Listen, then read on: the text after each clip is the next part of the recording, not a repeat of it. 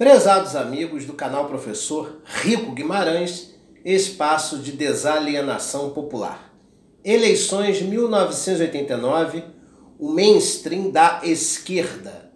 Esse é o tema que nós vamos trabalhar no quarto vídeo da série Eleições 1989, que tem por finalidade a elaboração de um livro que deverá estar concluído em dezembro deste ano. E eu oferecerei também um curso para membros fidelizados do canal. Eu ainda vou criar um nível específico para ter acesso a esse curso. E o curso também será sobre as eleições de 1989, com vídeos exclusivos mais detalhados sobre aquela conjuntura histórica. Esses vídeos que estou fazendo sobre as eleições de 89, eles vão ser produzidos até outubro, no máximo início de novembro, e servem como um teste para que vocês possam ter acesso a algumas informações e também para que possam se interessar pelo curso que eu irei oferecer no final do ano para membros fidelizados e junto disso também um pequeno livro sobre o tema. Antes eu vou pedir para você que já é inscrito no canal que dê um like no vídeo para ajudar na recomendação dele para toda a audiência do YouTube. E você que está chegando agora, assiste o vídeo até o final e se gostar, dando um like, eu vou ficar imensamente agradecido.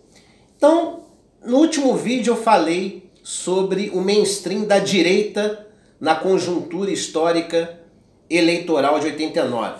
Eu falei sobre os principais candidatos da direita e hoje eu vou falar sobre os candidatos progressistas, os candidatos da esquerda, e aí eu forcei um pouco a barra, porque eu também coloquei na lista dos candidatos de esquerda Mário Covas e Ulisses Guimarães, porque após uma análise do perfil dos candidatos, eu, na qualidade de historiador, cheguei à conclusão que seria injusto colocar Covas e Ulisses no campo da direita. Se o nobre amigo que está assistindo o vídeo não considera os dois como políticos de esquerda, tudo bem. Até porque essa análise conjuntural ela leva em consideração os candidatos mais ligados ao conservadorismo e os candidatos mais ligados ao progressismo. Então, se você não quiser encarar como um vídeo sobre os candidatos da esquerda, encare como um vídeo dos candidatos progressistas nas suas ações políticas. Ok, gente? Bem, eu ainda devo fazer um vídeo sobre Fernando Collor, também sobre o segundo turno, e devo concluir com uma análise política mais profunda dos principais candidatos daquela conjuntura histórica. As eleições de 1989 foram icônicas e importantíssimas para entender como que a democracia brasileira se construiu depois desse evento. Tá certo? Muitas vezes, até para compreender o Brasil de hoje, é necessário nos remeter a 3 décadas atrás, estudando esse período tão importante da nossa história, essas eleições que vão ficar marcadas como únicas no processo político brasileiro. Bem, dentre os candidatos progressistas e considerados de esquerda, eu vou citar aqui o Roberto Freire. Roberto Freire foi 8º colocado, era o candidato pelo PCB, Partido Comunista Brasileiro. Depois o PCB ele virou o PPS, e hoje é o Cidadania. Então ele se endireitou, ele deixou de ser um partido ligado a teses doutrinárias exclusivamente marxistas para se tornar um partido ainda de verniz progressista, mas com visões conservadoras em algumas questões do nosso país. Ok? E o Roberto Freire também foi se transformando. Ele era um político autenticamente de esquerda na década de 80 e hoje ele é um político alinhado à direita, principalmente no campo econômico, embora ainda preserve nas suas ideias, no que concerne a valores, ainda o progressismo. Tá certo? Aquela conjuntura o desfavoreceu, justamente porque foi a conjuntura que flertou com o fim da Guerra Fria. Então, quando se acaba a Guerra Fria, passa a existir uma demonização dessa dicotomia, de capitalistas versus socialistas, e uma demonização ainda maior do comunismo. Então há um processo de desconstrução do comunismo no imaginário político brasileiro. E o Roberto Freire bebeu desse veneno, né? E acabou prejudicando ele. Sem falar que ele não tinha o carisma, por exemplo, de um Lula, tampouco de um Brizola, né? Mas fez bonito, ficou em 8º lugar, na frente de candidatos que talvez tivessem um capital político até mais forte que o dele, como Aureliano Chaves e Ronaldo Caiado, tá certo? Outro candidato do campo progressista foi o senhor Diretas, né, Ulisses Guimarães, ele que ao lado de Tancredo Neves fez parte da ala progressista do PSD, que desembarcou do apoio à ditadura civil-militar, e grande parte do PSD foi para a Arena, a Aliança Renovadora Nacional, que era o partido que apoiava o regime militar, e desembarcou e foi para o MDB. O MDB que naquela conjuntura representava oposição à ditadura civil-militar. Então ele e o Tancredo Neves foram os dois políticos que saíram do PSD e ao invés de migrar para a Arena, com uma maioria daqueles que eram filiados ao PSD, acabou indo para o MDB a partir do bipartidarismo em 1965. De lá para cá, os dois estiveram sempre juntos no processo de construção da política nacional. E eu posso dizer seguramente que Ulisses Guimarães seria o herdeiro imediato de Tancredo Neves após a sua morte. Só que teve um aspecto fundamental que acabou acontecendo e que prejudicou Ulisses Guimarães. Primeiro, a sua idade e segundo, o estereótipo de antigo, né, de um cara que, embora representasse valores extremamente importantes para o Brasil, já que ele foi o grande líder do processo que construiu a Constituição Federal de 1988, né, a nossa Carta Magna. Embora ele tivesse esse predicado vinculado à sua imagem, ele também tinha a ideia do cara carcomido, tacanho, antigo, que tinha ideias nobres, mas que não representava o novo, a renovação que o nosso eleitorado desejava. Então ele foi prejudicado. Foi um candidato respeitado pelo seu histórico político, pelo seu legado. Como eu já falei aqui, ele foi o ator principal do processo de elaboração da Constituição de 88 no nosso país, mas ele não acabou transferindo isso para o seu capital político. Ele não conseguiu se construir como o herdeiro político de Tancredo Neves, como aquele que, numa atitude de rebeldia junto a Tancredo, ao sair do PSD, né, no início do bipartidarismo, ao invés de ir para a Arena, foi para o MDB. Ele tinha legitimidade dentro do campo progressista, como alguém que tinha ideias nobres, mas ele não conseguiu se construir como alguém interessante para o eleitorado médio brasileiro, né? Infelizmente, acabou ficando em 7º lugar, já pelo PMDB, ok? O Mário Covas, ele nasce junto à dissidência do PMDB, o PSDB, no momento em que o partido ainda era classificado como de centro-esquerda.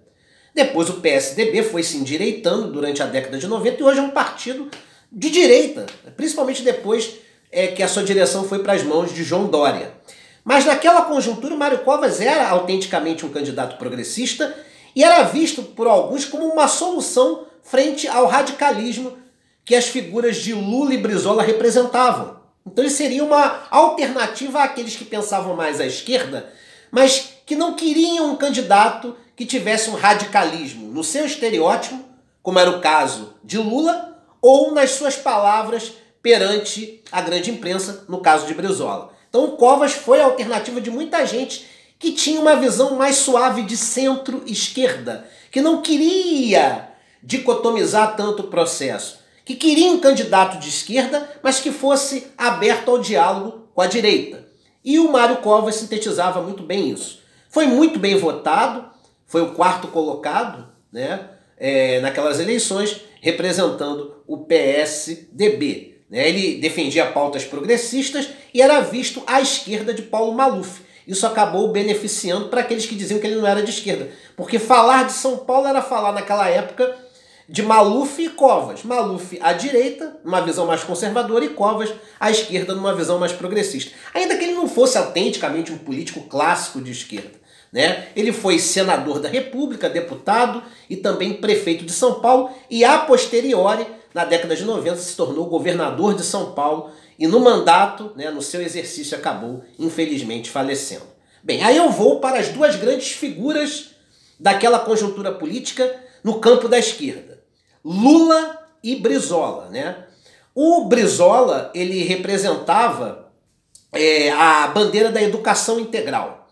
Ele defendia uma visão darcilista de educação, aquela ideia que eu defendo como brizolista que sou, de que a educação é o único mecanismo de desmarginalização social, promoção real da cidadania e consequente desenvolvimento de um país. A educação ela é transformadora, ela é a grande emancipadora de um povo. E o Brizola vinha com essa ideia, certo? Ele acabou sendo boicotado pela Globo e pelas elites políticas e empresariais do país naquela conjuntura, tá certo? E, embora representasse um radicalismo diretamente às grandes elites, à grande imprensa, por outro lado, tinha uma imagem mais suave para o eleitorado médio que o próprio Lula. O Lula, ele vinha como o grande candidato da esquerda, mais vinculada ao marxismo, certo? Embora na prática não fosse de fato isso. O Lula sofreu muitos ataques, né, como ter tido uma filha fora do casamento, certo? E ele foi fruto de um processo de construção do próprio PT, Partido dos Trabalhadores, que envolveu, né, movimentos eclesiais de base, intelectuais, e uma elite sindical, né, a classe trabalhadora em geral, ou seja, um movimento plural, heterogêneo, que defendia uma agenda progressista, mas que tinha origens diferentes. Da esquerda católica ao movimento sindical, da classe trabalhadora que se confundia com o movimento sindical, a uma elite artística, passando pela grande academia, pelos intelectuais mais à esquerda da USP e da Unicamp. Ok, gente? E ele acaba sendo prejudicado no debate do segundo turno. Nós vamos ter um vídeo exclusivo sobre o segundo turno aqui na nossa série Eleições 89, onde eu vou detalhar melhor sobre isso.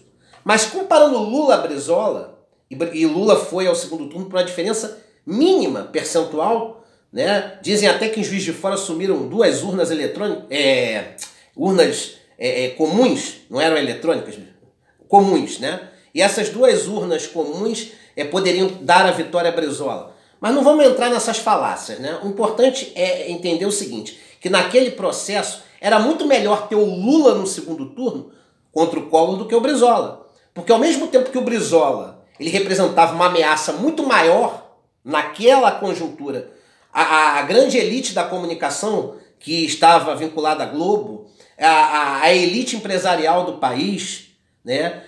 A elite como um todo, aos grandes poderosos, eles representavam uma ameaça muito maior do que o Lula, de fato. Mas perante o eleitorado, ele era muito mais palatável, ele era muito mais desenvolto, ele tinha um linguajar mais popular e o estereótipo dele não era tão pesado quanto o do Lula. O Brizola ele não era considerado um autêntico comunista, o Lula também não era comunista, mas a grande mídia quis vender falsamente esse estereótipo a ele, de grande comunista. Né? Do cara barbudo, uma representação simplória, humílima do Che Guevara, algo nesse sentido. Ou o trabalhador que de maneira radical vai desconstruir todo o modelo econômico que poderia dar certo para o país. Então, construíram uma realidade que favoreceu o Lula a ir para o segundo turno, porque eles entendiam que o Lula seria mais facilmente derrotado no segundo turno do que ter um Brizola inconveniente, que era especialista em debate, e que poderia desconstruir o Collor mais facilmente. Sem falar que, embora na prática, né, de fato, ele fosse mais radical do que o Lula, perante as elites, para o eleitorado ele tinha uma imagem mais suavizada que faltava ao Lula. Então seria, na leitura da grande elite da época, mais fácil o Collor, que era o candidato das elites, derrotar o Lula do que derrotar o Brizola, que tinha a manha de lidar com uma retórica mais popular naquela conjuntura. Ok, gente? Então eu vou encerrando o vídeo por aqui, agradeço aí a audiência de vocês, é um ato de utilidade pública vocês compartilharem este vídeo. Um abraço a todos.